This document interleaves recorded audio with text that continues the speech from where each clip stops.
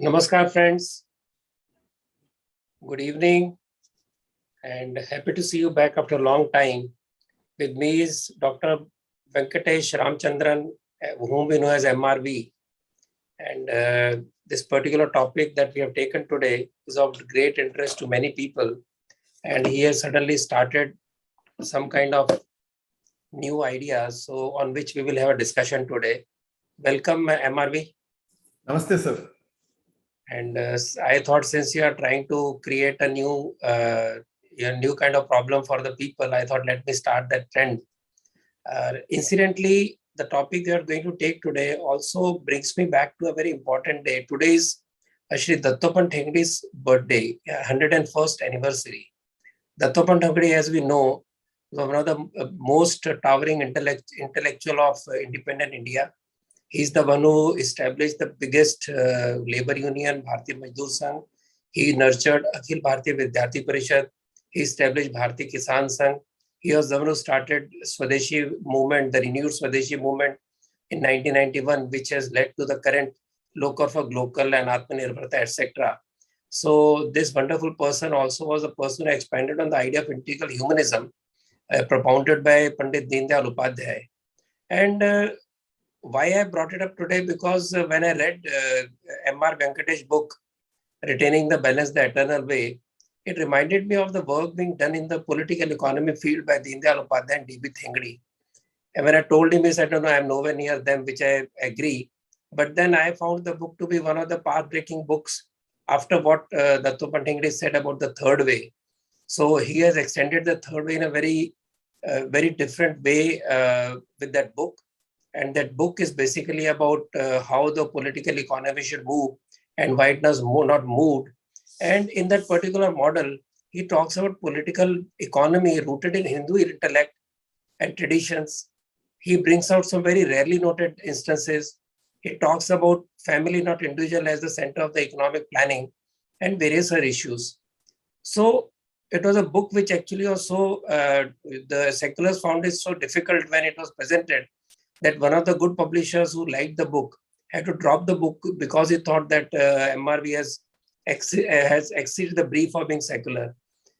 With this, I would like to first of all request MR Venkatesh to explain in a summary form his idea behind retaining balance, because that will make the base for the next part of the discussion. Welcome, MR Venkatesh. Namaste, sir. Retaining balance is probably flows from one of my conversation with Shri Gurumurthy ji in Dindigal railway station. So it was my Bodhi tree for me, Bodh Gaya tree for me, where we had a long conversation. The train was late and we had a long conversation and we had quite a bit of understanding of economics. And since then I have been following Dattopan ji's writings, of course, Deendayal ji's writings, Gurumurthy ji's writings, and several stalwarts in the right wing, or what I would call as the non-left sphere. And one of the key issues that we are confronted with the Western economics is the 2008 global economic crisis. Even today, there are two questions that remained unanswered. Whether the 2008 crisis is an economic crisis or is it a financial crisis? Whether the finances got conflated with economics, or economics is a larger subset, a larger set of finance, or finance is a larger set of economics. That remains unanswered. The second one is far more profound. What caused the crisis and what are the solutions, and whether the solutions are durable? From what I understand, that we have only fixed the liquidity issue of 2008 crisis. We have not solved the solvency issue of that crisis, which is now haunting us. As I predicted, the solvency issue of the global economic crisis of 2008 is coming to haunt us 14 years later. Like Ramji coming back after 14 years Vanvas, this 14 years cycle is repeating and it is coming back and haunting us very badly. Now, the core issue is at every step, the Western idea of civilization is absent whenever you talk on economics. In other words, economics is diverse from civilization, and they believe that whether you are civilized or uncivilized, whether you are cultured or uncultured, economics has nothing to do with the culture or civilization.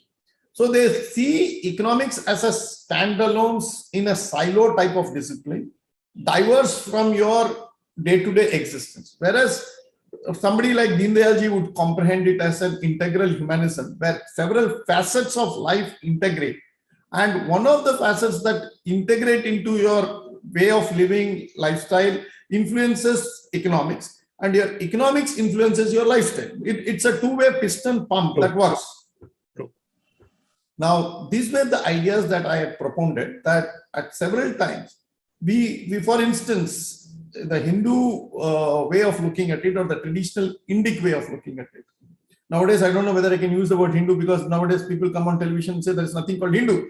So either you are a Vaishnavite or a Shaivite or a Komara or whatever. So I have to be very careful. So I'm using the word Indic civilization way of looking at it. Is that, for instance, Shringara. It has no base, Venkatesh. I know that. But only I'm cherry, since I'm only cherry. Now the new invention. Now the issue is, for instance, Shringaras.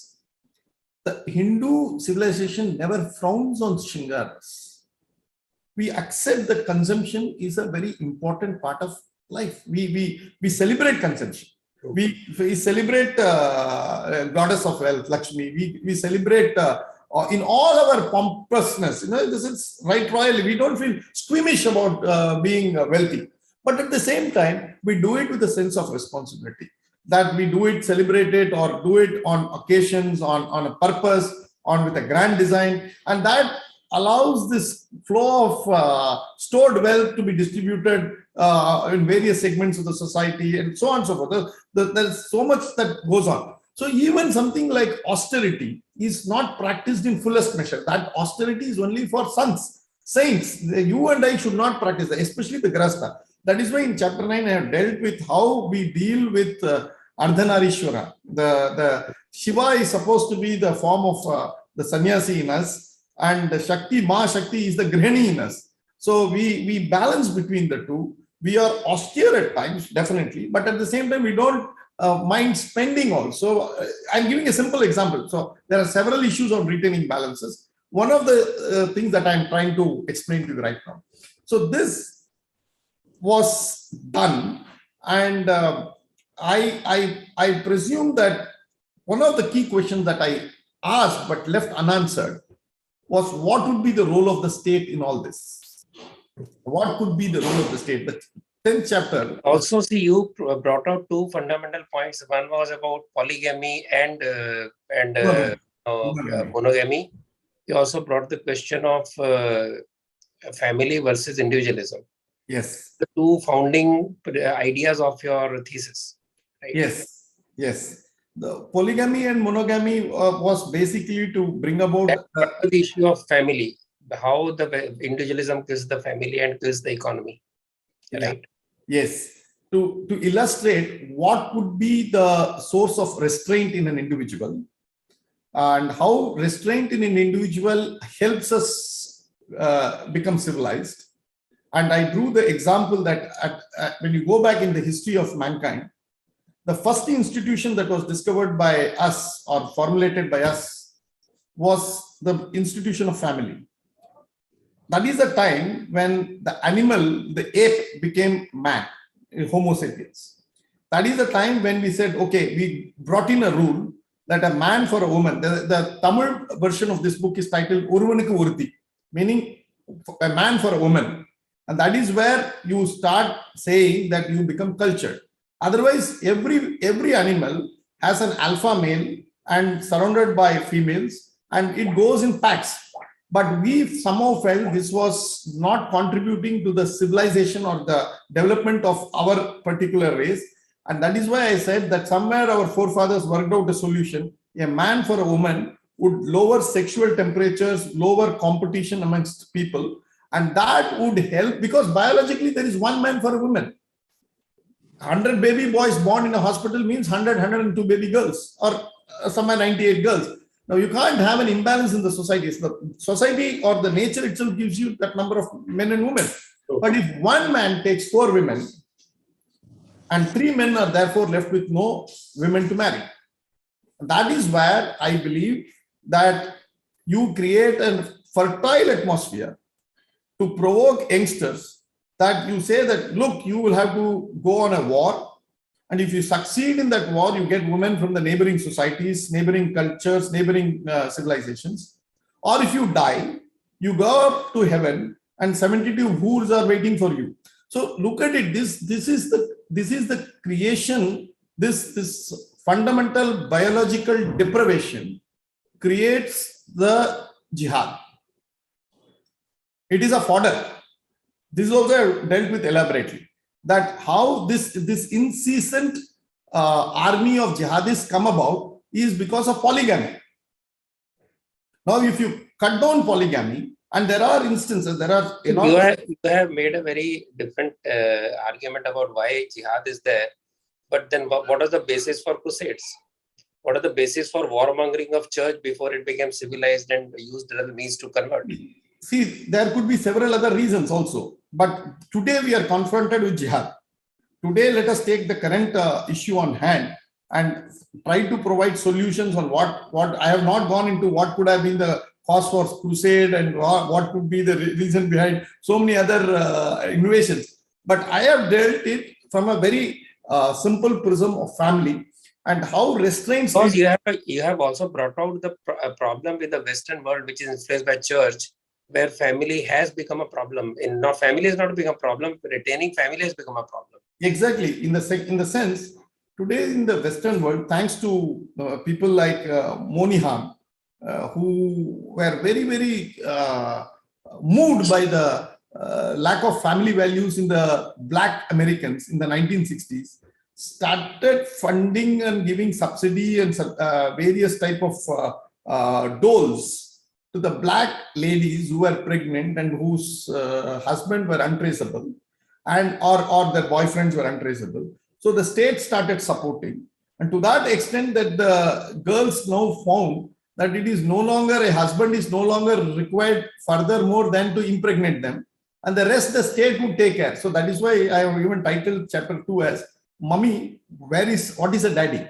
In the sense, the young blacks don't know, young kids don't know who is their father and what is a father. They know only about single mother, and single mother knows that the state would somehow or the other fund their extravagance. Before I move to constitution, I would just like to move forward in this particular topic, that when you said family should be the center of economic policy, and you brought out the issue of recession, why it is the reason is individualism. So you can throw some light on that before we move on to constitution. See, if you can repeat the question, I couldn't understand. See, I said that you have found out why families, we have failed families, failed families, and why families are broken down, which can be the cause of the economic recession. But then when you talk about the family as the center of civilization or center of economic policy, how do you say that? See, family is the center. The depression or recession. You gave example of why family became the reason, or not there being a family and state taking care of family and individuals becoming more independent or rather free, or you're not bound by any duties. That's how recession hit. So on that particular issue, when you say it has not been diagnosed properly why recessions come or why boom comes, except consumption, I would like you to throw some light on that. See, the Western idea of recession or boom is basically, they don't give a reason to it. They say it is irrational. They say it is, so that means it's like we Hindus talking about karma. When we can't find exact precise answer to a problem, we say loosely that it is karma. So the economists who say otherwise they are very rational have still not found a solution as to why there is irrational exuberance or exaggerated doom. Suddenly stock markets collapse, or suddenly there is a real estate boom. Why that happens, nobody is able to understand. That happens because, in my view, that family, which happens to be one of the stabilizers of your erratic behavior, is absent. Once that is absent, there is nobody to control you. For instance, we were in Tirupur along with Gurumurthy ji, and we were talking to some of the entrepreneurs there, dominated by two major community, the Nayakars and the Gounders. At that time, the SEBI takeover code had come in, and he asked one of the Gounders that, look, would you take over a Nayakar company if it is collapsing and do a takeover? The Gounder said, we can't do that because that will create unnecessary friction between two communities. Okay. And likewise, he asked the Gounder, the next question was all the more interesting. He said, will a Gounder take over another Gounder's company? He said, that also is not possible because we are restrained by certain our own discipline of conducting business. In other words, unfettered, undisciplined working is what is marketism. That is what America believes. That is what Francis Fukuyama writes in his book Trust, that America is nothing but a bunch of individuals. It is rampant individualism, unfettered individualism, which their constitution gives them the complete right. But a country like ours cannot give rampant individualism the primacy when family and family alone that drives us in most spheres of our socio-economic political working. So there is a contrast that I have tried to bring it up. So that I have also illustrated in the functioning of economies also. So that brings me to the question today, which will start the next part of your arguments, that where did Constitution come into picture? It comes into picture. Constitution, and then you left it open in the book. As I told you at that time, that you have left this totally open-ended, and where is your conclusion, where is your summary? So when you brought in Constitution and then left it open, what was in your mind? How did Constitution come into picture? And you are the culprit, sir, I must say with all due humility. And the answer for that comes in the part of my next book, Discovery of Bharat, which I would try to bring about. And one of the key issues that I found studying this is, let me quote Nehru on 15th August 1947. The Tryst with Destiny speech, which we have all heard several times, seen it in the grainy footages of Doordarshan. And he says, the soul of India will be awakened. Now, Nehru was a known agnostic. He would not use the word soul. I don't know whether he used, because there are two issues that again I must clarify. The soul as per the Westerner is different from the soul as per our traditional understanding. The Indic understanding of soul is totally different from the soul. Soul is a very narrow, probably a very undescribable fact of Western life. Whereas in the Indian context, it is describable, but it is eternal, it is huge, it is Atman, it is something omnipotent, omnipresent. Chapter 2 of Bhagavad Gita say we can draw inspiration. So our understanding of the soul is different. I don't know which soul was Nehru talking about, but he did refer to the soul.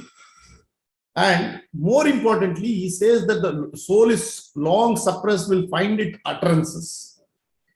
And I don't know how he says, I don't know how, whether that was a typographical error or something. He says not wholly or fully, but substantially. Actually, it should be the other way around. It will find its utterances wholly and fully, if not substantially. So I don't know whether it was a typo or whether my understanding is wrong. I think it was flourish of his pen. A flourish of his pen, which went overboard and probably unnoticed. Now comes another speech of Pandit Nehru on 13th December 1946, Friday the 13th. So it's a very inauspicious day. And Nehru moves the motion for adoption of the Constitution, the aims and objective of the Constitution, that resolution. There is no flourish about the soul. There is no flourish about civilization. There is nothing to talk about the soul that is long depressed, suppressed, whatever. It was a very clinical lawyer's writing that we will have a constitution, we will give equality, we will do this, we will do that. The objective of a constitution in any given circumstances is always twofold. The minimalist. One is political and addresses social. A two-legged table. But if you take a constitution like India, it probably has social, political, economical, and civilizational dimensions, if not more. I'm only putting it in 4 buckets. Now, did we address the political issue? I think we have one of the largest constitution in the world, occupying somewhere around 150,000 words. American constitution, in contrast, is around 5%, 7,500 to 8,000 words. So they are also having a very functional constitution. We are also having a functional constitution. On the political side, sir, I don't think we need to debate it. We can have a different point of view, but we have done an excellent work insofar as the constitution is concerned, except one small issue, that we have defined the state without addressing what is its rights and duties. True. At least the duties part of the state remains unaddressed. Okay, we will give 99 out of 100 for that. We'll say one leg is over. The social order, for instance, let us take that Article 14. Probably one of which should have been debated endlessly in any other country, was the least debated article in our country. Whether to give adult franchise, whether to treat everybody equally, was all accepted unanimously without much of a debate. Contrast it with, say, a Western country like Germany, France, even England, America, Switzerland. The way they have treated 50% of the population, women folk, with several amount of trepidations. And in fact, I would again respond to this, that in fact, women in US progressively acquired their natural space only after 20th century. That was after you got them to vote only in the year 1925 or 26 or something like that. Yeah. Okay. In France, women were compelled to cover their heads in public in 19th century. In parts of Germany, a husband still had the right to sell his wife. This is Germany in 19th century. 20th century, women could neither vote nor hold elective office in substantial part of Europe and most of US. Women were prevented from conducting business without a male representative, be it father, mother, father, brother, or male companion. This was most of what is called as advanced countries. Mm-hmm. We never felt anything in terms of equality to women. We accepted it without a batter of an eyelid. Likewise, to the oppressed classes, those who were civilizationally or culturally having a problem, without a batting of an eyelid, equality was granted by the state. Not only that, affirmative action through a 10-year reservation period originally was passed. So the state, when it came to the social order, I think on first blush did more than enough to see that the social order was preserved and continued in all vigor. And I think again we can award 99 out of 100 to the Constituent Assembly debates. Then comes the economic angle. Now this is where it gets tricky. Even as he was introducing the Constituent Assembly debate, the aims and objective resolution, Nehru starts a very peculiar thread. He says, whether we will be a republic or a monarchy, we don't know, but I think we have to be a republic. Obviously, we should have been a republic. There was debate about something else. He was ambiguous. And probably 1946, December, we were still months away, if not years away from independence. I can understand the ambiguity. But believe me, he wanted socialism in 1946, December 13th. True. He was very clear. And to this, almost 23 months later, Ambedkar on 15th November 1948 makes a speech and says to Nehru very pointedly that we cannot fashion an economic policy and bind our future generations to what they should do and what they shouldn't do. Right. We should give it to them. In fact, I cannot dictate what my son should be. I cannot dictate what my daughter should be. Why should Nehru dictate to my grandson what should be the economic policy? And this was the idea Ambedkar put forward. And I think that carried muster on that day. Unfortunately, it was smuggled. And on socialism, again, we took a U-turn partially in 1991. And we still are hovering between, we love to have the benefits of market, but we want to retain the political benefits of socialism. Worst of both the worlds. And end up with worst of both the world. That is why half a leg. Now comes the most important one. We are a civilization. When you see the Federalist Papers, when the great American Madison and others start writing and fashion the American Constitution, they did not have to look to the past. They had no past, so they had to start looking into the future. So it was an unformatted hard disk on which you had to put a software. Ours was a different case in that sense that we also had a preloaded software, a functional software, and it had great value also. And that was a civilizational dimension.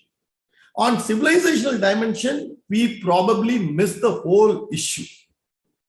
And that is where I think we started originally thinking that if there is a Muslim Pakistan, there will be a Hindu Hindustan. But we ended up with a secular socialist country which has nothing to do with Hindus or Hindus' civilizational requirements, and ended up with as if we are starting everything from 15th August 1947 as if it is an unformatted hard disk. Right.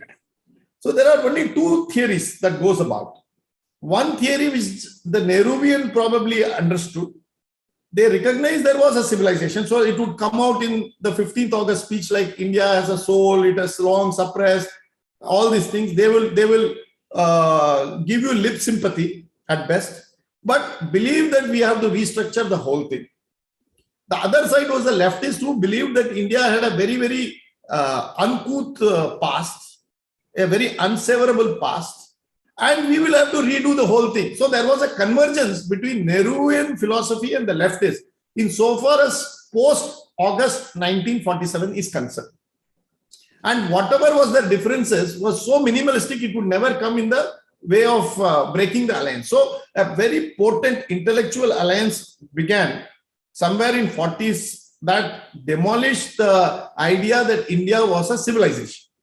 But today, I think, Ratanji, you will agree, whether the BJP agrees, whether the intellectual class agrees, whether the courts agree, whether the bureaucracy, establishment, name it, agree. Today, we are on a Hindu resurgence far beyond our comprehension. Agreed. That probably we are all living through it. Probably it will take 20 years for us to even comprehend the massive changes that are happening. True. The structural changes that are happening is beyond our doubt. And I would say the BJP is in the sweet spot politically, that it is riding the crest of this particular tectonic shift in our political thinking, which is happening in every single household.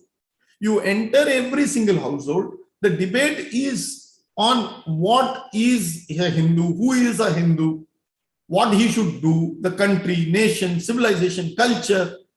You know, the debate is going on. Whether the action will be there or not, I don't know. But debate, the churn is happening in a massive way. And this churn has to reflect in our body polity also. So we must concede that the framers of the Constitution did a wonderful job, no doubt. But probably because of Nehru's engineering, I don't know why Nehru was chosen on 13th December 1946 to frame this resolution on this particular thing about the aims and objectives of objective resolution. Why it should not have been Rajendra Prasad, why it should not have been, say, Rajagopalachari himself or somebody. But that was Nehru, and probably by the time it was decided, Nehru would fashion the constitution. And this is where I think we need to have two important issues to decide. One, should the constitution come with a shelf life? Now, the Prime Minister a couple of months back alluded to this particular point in a very oblique reference. He said laws should come with a shelf life.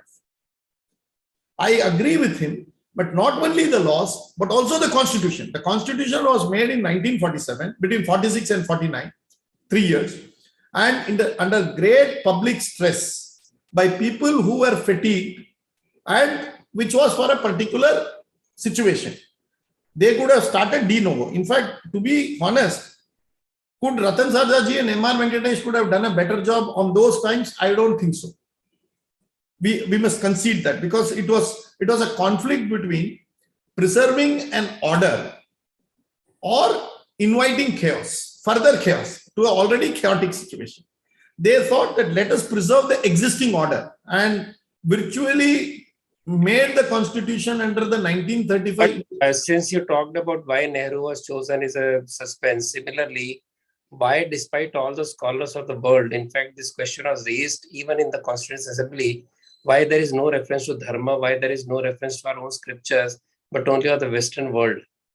So that also is not answered, and that is one of your serious questions, that why Dharma is missing from our constitution. See, that is if we have Dharma is a real, I am not talking of religion as, we are talking of Dharma as Dharma. It's an order. Yes, as a sense of duty and order, as ethics. It's an eternal order. In fact, Nehru in one of the speeches says, look at France, look at Italy, look at Ireland. I don't know why he wants to look at Italy. He had some clairvoyance about looking at Italy also. But he says, look at all those countries, how they've organized and all this. Fair enough. In the sense, Rigveda says, let the noble thoughts flow from all sides. We should keep our windows open. Let us get all the new ideas. I have no problems with that. But at the same time, the quintessence of our lifestyle, our thinking, our upbringing is to internally ponder and recalibrate ourselves, reevaluate ourselves constantly, which is what is a very important aspect that is missing in the framing of the Constitution. So the two issues, that one, the Constitution must come with a shelf life, and two, that the civilizational dimension and the fact that it was more or less a mirror of or an extended version of the 1935 Government of India Act passed by the British Parliament, made this Constitution, compels us to go back and relook at the remaking of the Constitution and say that this is a 2.5-legged table. It requires 1.5 legs more. So we need to look at the civilizational dimension. And when we look at the civilization dimension, we will rework the economic dimension also. On the political and the social, we have no qualms, we have no issues. I think the Constitution has been made phenomenally well. And at this point in time, we can draw inspiration from these articles and continue to go forward with it. But at the same time, we also need to understand that this Constitution will not help a resurgent India. India which is now, even as I say that there is somebody who would write the history of, say, beginning 2010 to 2025, 2030, 20 years of history, say in 2050, he will say that this was the biggest political churn that happened within the Bharatiya, which is not. If you look at Mr. Modi, he keeps on stressing the part of duties. Yes. But they have not been, naturally, they have not been introduced in the Constitution as yet. Except in Article 51A. As a political expedient, but not really as a serious thought. Yes. So this thought has to become part of the Constitution. That is one part, which is the essence of Dharma. Yes. But looking at our own governing methodologies, our own processes, our own way of creating consensus and bringing in changes, which can change periodically, as we already have amended the Constitution 100 times or more than 100 times. So naturally, we have felt the need to change, and people who say Constitution cannot be changed have to look at how 100 amendments came in. Yeah, if that is so, why not more? Why there are going to be more amendments? But this idea of looking at the very basic structure, as they call it, what is that a citizen of India can look at as an inspiration of the Constitution? That is what I'm saying. Yeah. That again, let us not do a patchwork. Let us not add 2 more articles and delete 2 more articles. It is one way of doing it is probably amend the Constitution, go ahead, add a few more things, delete a few more things, ornament it, and relook at it, and probably reduce the size, increase the size. You can do it. You can. It is like दादा का pant ले लिया और उसको केची पे cut करके आपने को पहन लिया. This is okay. But what I want is a complete relook. And the way public order has to be preserved in our traditional dharmic sense. Instead of calling yourself, you had an elaborate preamble of 80-90 words. Equality, liberty, justice. Simply one word could have done, as you said, dharmic. In fact, MR, you agree that actually people are dharmic. That is that there is very good law and order. Exactly. It doesn't have the word, but people have that word ingrained in their genes. No, the question is whether the state is dharmic. Yeah. Now, the issue is the state is secular. Now, the state is dispensing both equality and liberty, which is impossible. It is like finding the root of a negative number. Either I give you liberty or either I give you equality. I can't give you both. The state promises both in preamble. And liberty to do in Article 19 is circumscribed by certain restrictions. Nothing is absolute. Then you try to take it up. Then you say, I will give something to the minorities, especially Article 25, 26, 27, 28, 29, 30. Completely makes us, in the eyes of the minorities, somebody who would be a sort of a monstrous villain. Hindus will definitely exploit Muslims and other minorities is the fundamental assumption under which Article 25 to 30 has been written. So whatever protection you wanted, we will grant you. Whatever you want, we will grant you. No, that in that way, 25 to 30 runs afoul of Article 14 in more ways than one. So there are several inherent contradictions, and this constitution has been done basically to pamper the minorities rather than reassure them in any significant way. So we need to revisit all these root assumptions as to how we have made the constitution, whether we should be a socialist order. If socialist order, what do we mean by socialism? How do we define? How do we go about it? I have no issues being socialist or not being socialist, but we cannot smuggle socialism into the preamble when Ambedkar himself has rejected it in November of 1948, as I pointed out. So these are fundamental issues which requires revisit. Now, whether this revisit will require a rewriting of the constitution or a reconsideration of the constitution or an amendment to the constitution is for people to decide. But a resurgent India, which now finds increasing resonance to its civilizational moorings, cannot be made dysfunctional by a constitution that changes them at every twist and turn. If we have to harness this potential of this social political change that is happening in India, parallelly, the state must also change itself. Otherwise, we will have a conflict. I don't know whether you read the report of the Constitution Revision Review Committee of Atal Bihari Vajpayee government. Yes. Did it have anything which is what you're thinking of, or it was totally some kind of patchwork or patch job? See, that time, you have to understand, I have to go back to 2000. I think it was in 2001 or something it was done. There was a lot of hullabaloo without even reading the report. Yeah. No, Venkatachalaya committee report, if you look into it, probably did not come under the hydraulic pressure of public opinion what it is today. First thing is, and to go back to what Nehru says in 1946, December 13, he says every power will be derived from the people. Now, if you say 2001, Atal Bihari Vajpayee's India is probably 180 degrees away from 2022 Narendra Modi's India. There is a huge tectonic shift. Now, you have to live with your times. You can't go back and say that has been cast in stone, that the committee has said such a thing. Yes, we respect that. But that was... I'm just saying, was it a serious effort? That's not a question. No, I'm conceding it was a serious effort, even conceding. I'm for a moment playing the devil's advocate and saying concede that it is a serious effort.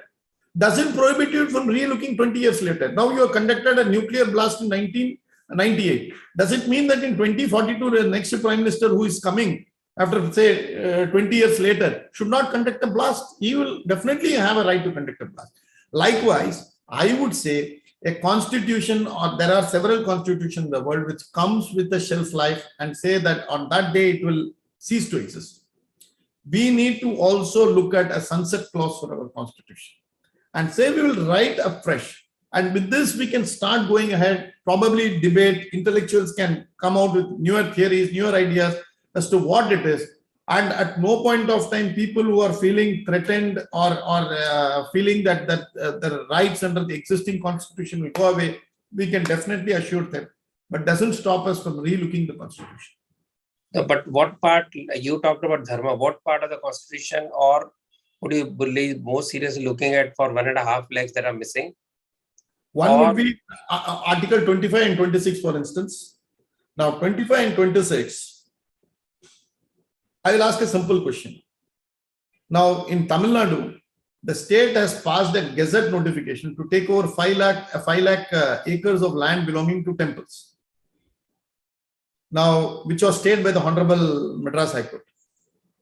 Now, tell me which part of the Constitution allows under Article 25 for a state to usurp the land of the temple. There is no clause. There is no clause. So, but a state does it with all impunity. Now, you must express, now why it has happened is that you have not recognized temples as your civilizational pillar. You have left temples alone and you have talked about individual faiths only. In our system, the temple is the collectivization of our faith and preservation of our civilizational dharma and cultural order. Why is it missing? And the consequences are that the state, without any let or fear, can pass as mere geo and take over 5 lakh acres of land, which is worth 100,000 crores. What worries me is that the Article 25 to 30 actually is not discriminating against Hindus. It is a positive discrimination for the minorities. Why it has been taken as a clause which clauses which can be taken against Hindus? I don't understand. No, where did it come? Okay, now tell me, how does Sharda-Bharatcentric judgment come about? Yes, you tell me. No, Sharda-Bharatcentric judgment comes about because it sees Article 14 to override every single civilizational issue. Now, from the standpoint of Article 14, you cannot look at the entire issue. True. Okay, only 14 was considered. Now, I demand that Article 25 must ensure that here is that is why that one leg is missing. If that leg had been implanted into the Constitution and said that there are certain issues, temple rights, idol rights, deity rights, all these things were taken care of. In fact, there are several scholars who have mentioned it in the Constituent Assembly debate, which I will be bringing out in my book. But all these things point out that at every twist and turn, these were all brushed aside. And why they were brushed aside is that if you do this, the minorities will get offended. If you do this, we cannot create a secular state. We cannot artificially create a synthetic society, which we want to do. Now, there is a natural order that has to be preserved, and that comes from ages. Who are you to dabble with it? You should respect it. You start respecting only the individual rights. You never go beyond individual rights and now take conversion, another issue. The Hindus never believe in conversion, but Abrahamic faiths allow conversion. And this has created a lot of issues, including security for threat to integrity, security and integrity of the nation. Now, what are we going to do about this? Are we going to say that conversion has to go on rampantly? Now, it was basically a south of India's problem. Now, it is a problem in Punjab. Now, it is a problem in Delhi. It is a problem in Chhattisgarh. Are we going to allow conversions like this rampantly? But that has nothing to do with the Constitution. That is basically so-called secular mindset. No. Constitution give you power.